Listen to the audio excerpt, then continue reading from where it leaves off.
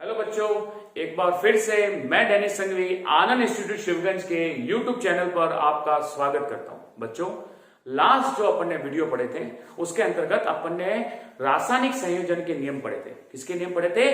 रासायनिक संयोजन के नियम। रासायनिक संयोजन के अंतर्गत मैंने बताए थे 4 नियम। कितने नियम बताए थे? 4 नियम। उसके अंदर पहला नियम था द्रव्यमान संरक्षण का नियम, दूसरा नियम था स्थिर अनुपात का नियम, तीसरा था गुणित अनुपात का नियम और चौथा जो नियम था वो था व्युत्क्रम अनुपात का नियम। चौथा नियम अपने आप में एक अच्छा नियम था, उसको अपन वापस यहाँ पे रिवाइज करवाएंगे। बच्चों, वहां पे मैंने आपको 4 नियम ही बताए थे। आपको कितने नियम बताए थे? 4। लेकिन अभी जो मैं नियम बताने वाला हूं, हालांकि ये भी रासायनिक संयोजन के नियम के अंतर्गत ही है, लेकिन ये नियम उन 4 नियमों से थोड़े अलग है, इसलिए मैंने इसको यहाँ पे 5 नंबर दिया है। गैलू-सॉफ्ट का गैसीय आयतन का नियम। बच्चों, नाम क्या है? गैसीय आयतन का नियम। मतलब आपने को नाम से स्पष्ट हो रहा है कि ये नियम केवल गैसीय अभिक्रिया पर लगता है। कौन सी अभिक्रिया पर लगता है? गैसीय अभिक्रिया पर लगता है। और यह नियम किसने दिया? यह नियम गैलू-सॉफ्ट वैज्ञानिक ने दिया। उसने क्या बताया?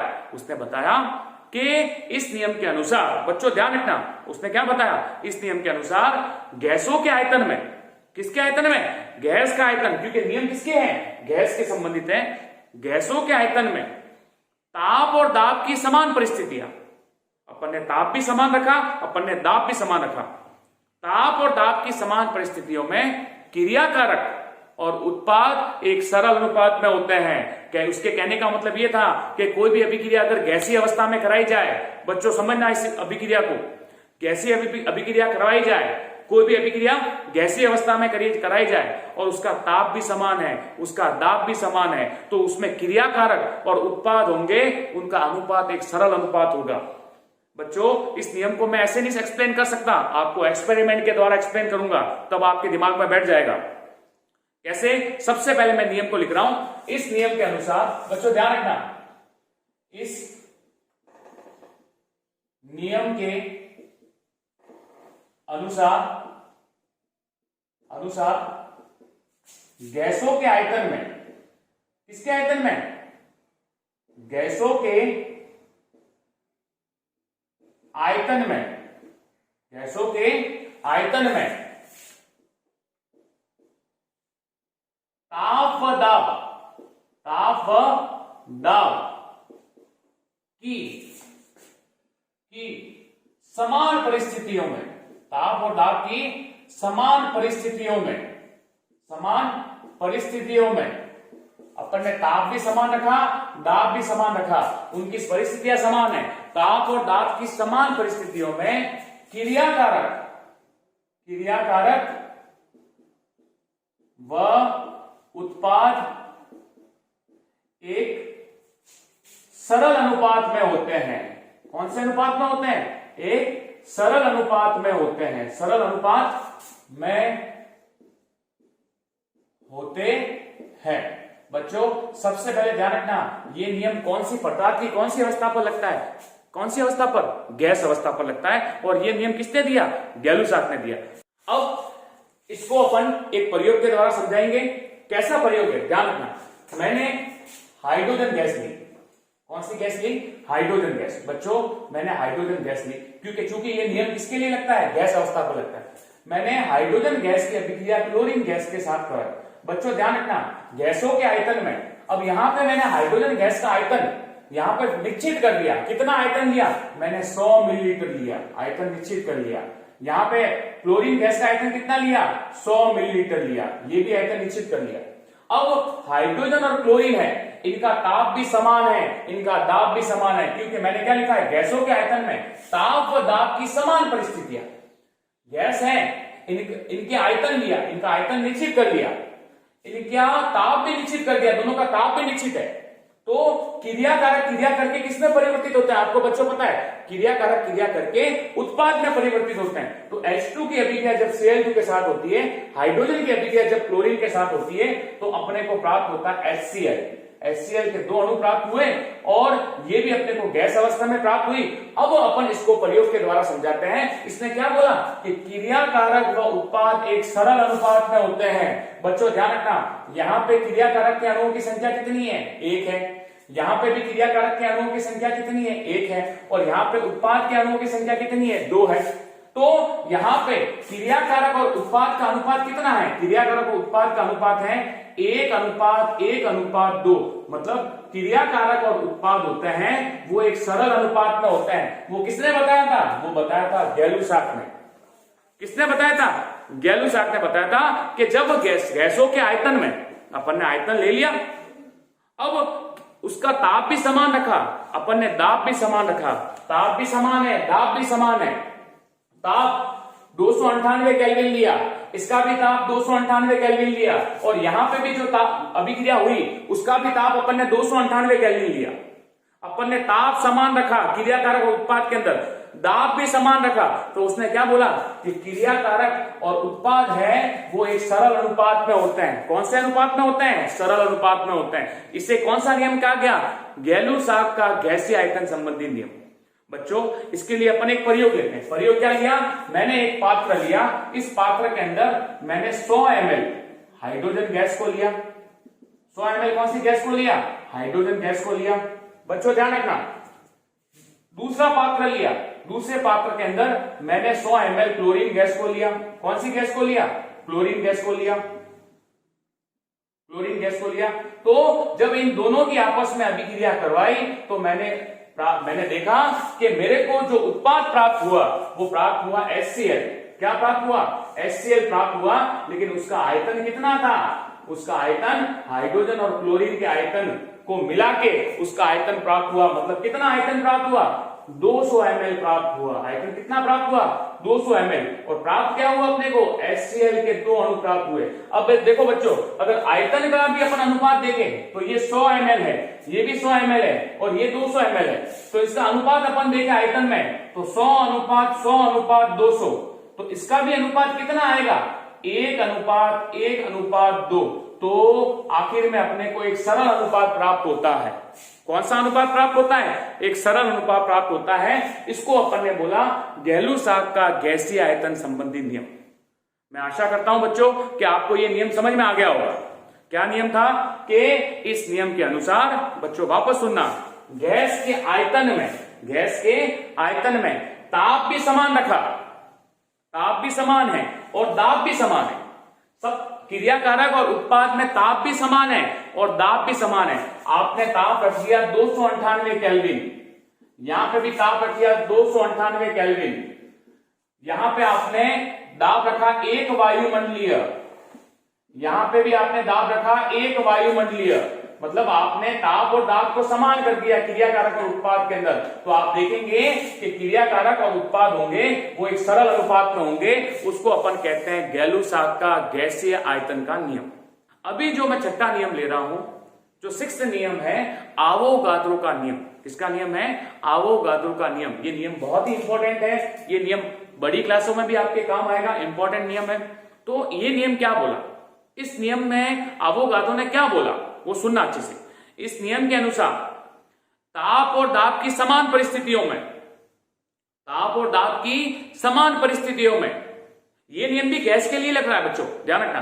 ताप और दाब की समान परिस्थितियों में विभिन्न गैसों के, अपन ने अलग अलग गैस ली, ताप और दाब की समान परिस्थितियों में विभिन्न गैसों के समान आयतन में, उनका आयतन समान ले लिया, उनका आयतन समान लिया, उनका ताप भी समान लिया, उनका दाब भी समान लिया, लेकिन गैस क्या ली अपन ने, अलग अलग गैस ली। अगर अपन ताप, दाब और आयतन समान लेते हैं और गैसें अलग अलग लेते हैं तो उसके अंदर अणुओं की संख्या हमेशा समान होगी। ये किसने बताया, ये आवोगाद्रो ने बताया। आवोगाद्रो का नियम क्या है बच्चों, सुनना अच्छे से एक बार वापस।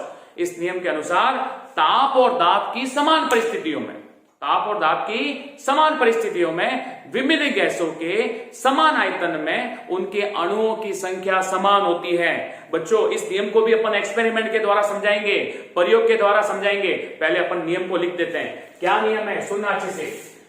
इस नियम के अनुसार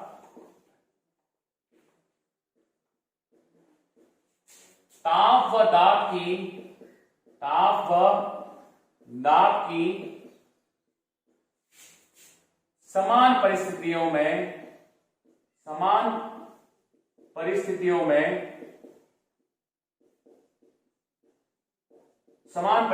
में विभिन्न गैसों के, अपन ने गैसें भी अपने को अलग अलग लेनी है, विभिन्न गैसों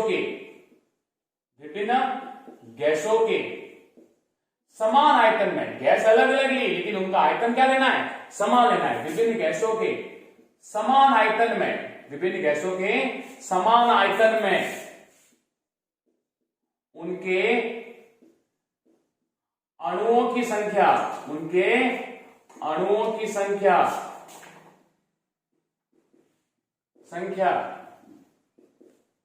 समान होती है। उनके अणुओं की संख्या क्या होती है, समान होती है। बच्चों ध्यान रखना, इस नियम के एक एक वर्ड को ध्यान रखना।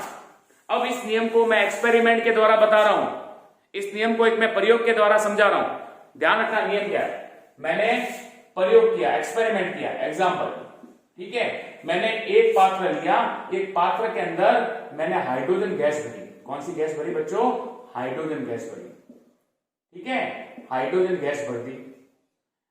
इस पात्र के अंदर हाइड्रोजन गैस है, उसका ताप मैंने चारों ओर का ताप कितना रखा, 298 केल्विन रखा। इसका दाब कितना रखा, दाब मैंने रखा 1 वायुमंडलीय। कितना रखा, 1 वायुमंडलीय। अब मैंने एक दूसरा पात्र लिया बच्चों, ध्यान रखना, दूसरा पात्र लिया, उस पात्र के अंदर मैंने ऑक्सीजन गैस भरी। कौन सी गैस भरी बच्चों, मैंने ऑक्सीजन गैस भरी, ऑक्सीजन गैस भरी। इसका भी ताप कितना रखा, 298 केल्विन रखा, इसके चारों ओर का ताप। इसका दाब कितना रखा, 1 वायुमंडलीय। बच्चों दाब की जो यूनिट है, इकाई है, मैं आगे वाले वीडियो में आपको बताऊंगा। दाब की और ताप की इकाई कौन कौन सी लेते हैं, वो अपन आगे वाली जो भी टॉपिक लेंगे उसमें अपन पढ़ेंगे, आगे वाले टॉपिक के अंदर अपन पढ़ेंगे। तो मैंने क्या किया, 2 पात्र लिए, एक पात्र के अंदर मैंने हाइड्रोजन गैस भरी, दूसरे पात्र के अंदर मैंने ऑक्सीजन गैस भरी। इस पात्र का ताप निश्चित कर लिया 298 केल्विन, इस पात्र का भी ताप मैंने निश्चित कर लिया 298 केल्विन। मतलब ताप दोनों का समान है, दाब दोनों का समान है, गैसें अलग अलग है, लेकिन उनका आयतन भी मैंने निश्चित कर लिया। आयतन भी मैंने 1-1 लीटर ली, इस गैस को भी मैंने 1 लीटर लिया और इस गैस को भी मैंने 1 लीटर लिया। तो अवोगाड्रो ने बोला कि अगर ताप समान है, दाब समान है, आयतन समान है, तो उस गैस के अंदर अणुओं की संख्या भी समान होगी। इस पात्र के अंदर माना 100 अणु हैं, गैस के कितने अणु हैं, 100 अणु हैं, तो इस पात्र के अंदर भी कितने अणु होंगे, 100 अणु ही होंगे। ये किसने बताया था, ये अवोगाड्रो ने बताया था। किसने बताया था बच्चों, अवोगाड्रो ने। तो आपको नियम समझ में आ गया होगा। क्या नियम है बच्चों, कि ताप और दाब की समान परिस्थितियों में विभिन्न गैसों के समान आयतन में उनके अणुओं की संख्या समान होती है। उनके किसके अणुओं की संख्या समान होती है, उस पात्र के अंदर जो अणु होंगे उनके अणुओं की संख्या समान होगी। कब होगी, जब ताप भी समान होगा, दाब भी समान होगा और आयतन भी समान होगा, तो उसके अणुओं की संख्या भी समान होगी। इसे कौन सा नियम कहते हैं, अवोगाड्रो का नियम कहते हैं। बच्चों तो अभी अपन ने जो 6 नियम पढ़े उसके अंतर्गत रासायनिक संयोजन के नियम थे। उसके अंदर पहला नियम था द्रव्यमान संरक्षण का नियम, दूसरा नियम था स्थिर अनुपात का नियम, तीसरा नियम था गुणित अनुपात का नियम, चौथा नियम था व्युत्क्रम अनुपात का नियम, पांचवा नियम था गैलू-साख का गैसीय आयतन का नियम और छठा नियम था अवोगाड्रो का नियम। बच्चों ये सारे नियम थे रासायनिक संयोजन के नियम के अंतर्गत थे। आज मैं एक नई चीज लेने वाला हूं, एक नया टॉपिक लेने वाला हूं। बहुत सारे बच्चों के दिमाग में कंफ्यूजन रहता है द्रव्यमान और भार को लेके। द्रव्यमान और भार क्या है, बहुत सारे बच्चे बोलते हैं कि सर द्रव्यमान और भार एक ही चीज होती है, लेकिन द्रव्यमान और भार एक चीज नहीं होती है बच्चों। द्रव्यमान और भार में फर्क होता है। द्रव्यमान को अपन इंग्लिश में मास बोलते हैं और भार को अपन वेट बोलते हैं, इस चीज का ध्यान रखना है। तो द्रव्यमान किसे कहते हैं, जैसे मैंने ये मार्कर लिया, तो मार्कर का उदाहरण द्वारा ही आपको समझा रहा हूं, मार्कर के उदाहरण द्वारा ही समझा रहा हूं कि द्रव्यमान किसे कहते हैं। तो किसी पदार्थ, ये पदार्थ है, किसी पदार्थ का द्रव्यमान उसमें उपस्थित द्रव्य की मात्रा है। मतलब मार्कर के अंदर जो पदार्थ भरा हुआ होगा उसकी जो मात्रा होगी उसी को अपन बोलेंगे द्रव्यमान। उसको अपन क्या बोलेंगे, द्रव्यमान। मतलब द्रव्यमान किसे कहते हैं, किसी पदार्थ का द्रव्यमान उसमें उपस्थित द्रव्य की मात्रा है, पदार्थ की मात्रा है। पदार्थ कितना है, कितने ग्राम है, 20 ग्राम है, 30 ग्राम है, 40 ग्राम है। लेकिन किसी पदार्थ का भार, इसका अगर आपको भार पूछा जाए तो इसका भार है उस पर लगने वाला गुरुत्वाकर्षण बल है।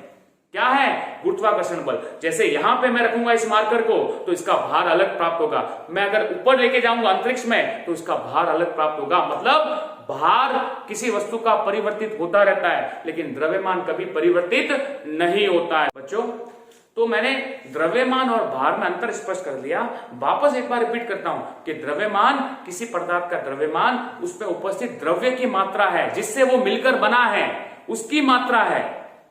किससे मिलकर बना है? जिससे, जैसे ये मार्कर है, जिन जिन चीजों से मार्कर में यूज हुआ है, जिन जिन चीजों का मार्कर में यूज हुआ है, उसका जो द्रव्यमान होगा वो होगा।